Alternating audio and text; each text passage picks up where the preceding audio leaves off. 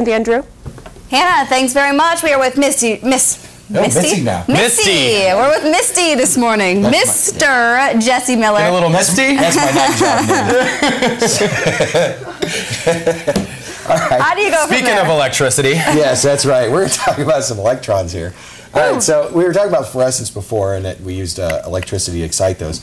This is actually a precursor to those neon tubes. This is called a Geissler tube. These were very popular back in the 1800s, late 1800s. And this was actually a toy, in a way. I always give my kids high voltage toys to play with.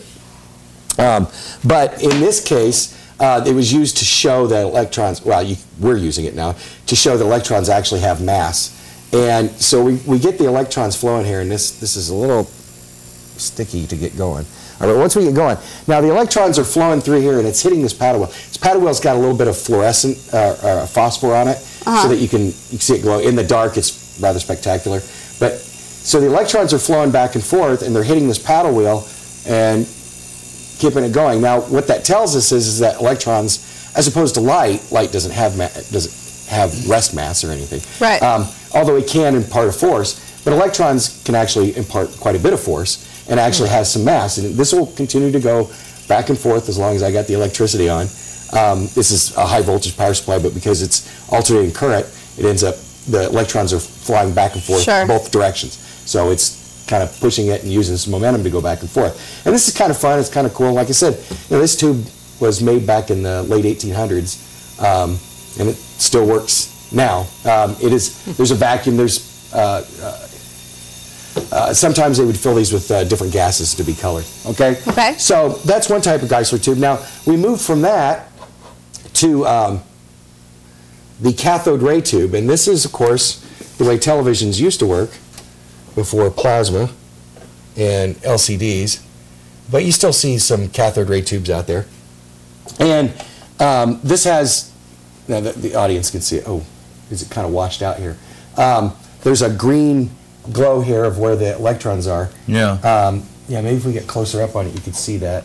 It's kind of washed out in the light. Yeah, I think it's hard to see with that white background behind it, but we can kind of, got that green line, there we go, got that green line now, going through there. What hopefully we'll be able to see here is that as I move the magnet up there, you can see bending. It bending. We can get close up back on that, Al? No? Okay, because there we go. We can see the light, we can see this flow of electrons here. There's a green phosphor on the screen that the electrons are glowing off of. And as I move this up and down, hopefully you can see that at home. Yeah, you can see it a little bit. And this shows that electrons actually have charge, okay? Because this is a magnet, and it's obviously responding. Light won't respond to the magnet, but the electrons will. I don't know, I excited some electrons in it. Weird. There we go, look at that. It's interesting the way it's like bending around this piece of metal here a little bit, or at least some of the light is. That's right, because some of the electrons are scattered, so there's a slit there to make a nice stream, but it's still, there's a big fat stream hitting that, and then it gets into a smaller stream like that. And this is the way TVs used to work. Got about 10 seconds. And nowadays, of course, it's plasma. But this is basically just to show the electrons actually have a charge. So we see they got mass, they got a charge, and these are the toys I used to play with back then.